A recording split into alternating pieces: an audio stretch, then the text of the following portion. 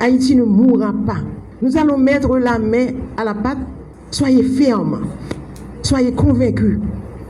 Agissez pour que les choses changent et qu'Haïti triomphe grâce à vous.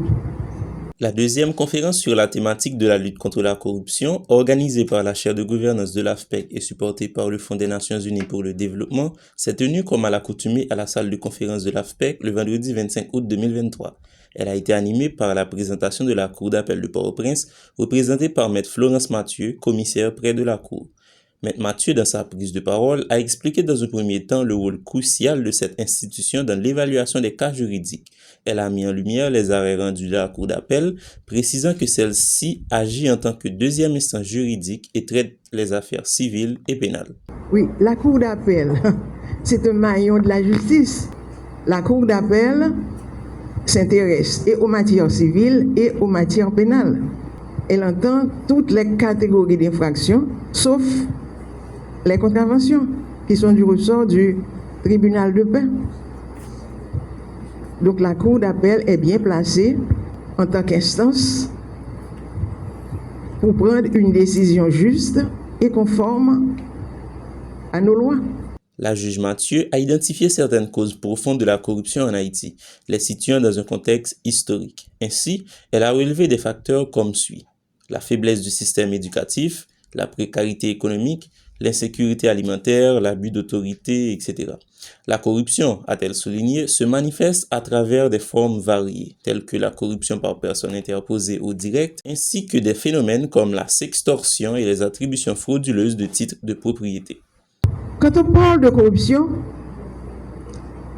il y a nécessairement des liens de cause à effet. Et si l'on agit sur les causes, les effets disparaîtront. L'insécurité alimentaire, c'est encore une cause de corruption.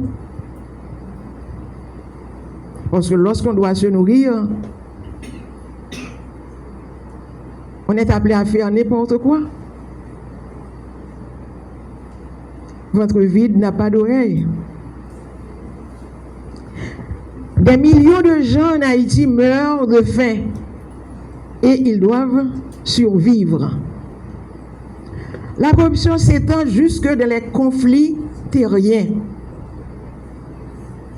Il y a les actes authentiques qui peuvent être antidatés pour permettre à ceux-là qui détiennent de faux titres d'avoir la préséance sur ceux qui ont des actes réguliers.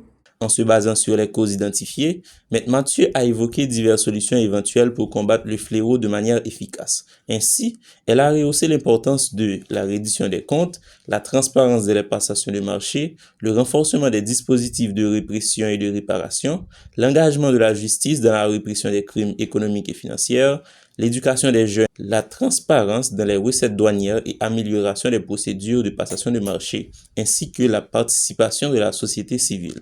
En conclusion, Maître Mathieu a souligné le lien entre la corruption et la pauvreté, en notant que les pays économiquement moins avancés sont souvent plus touchés par ce fléau. Elle a appelé à une action radicale en axant les efforts sur l'éducation des jeunes, la création d'emplois et l'amélioration du système judiciaire. Enfin, elle a invité le Parlement à proposer de nouvelles lois pour renforcer le dispositif judiciaire dans la lutte contre la corruption. Il faut le résoudre en amont au lieu de l'attaquer en aval. L'école, c'est le lieu de formation des enfants.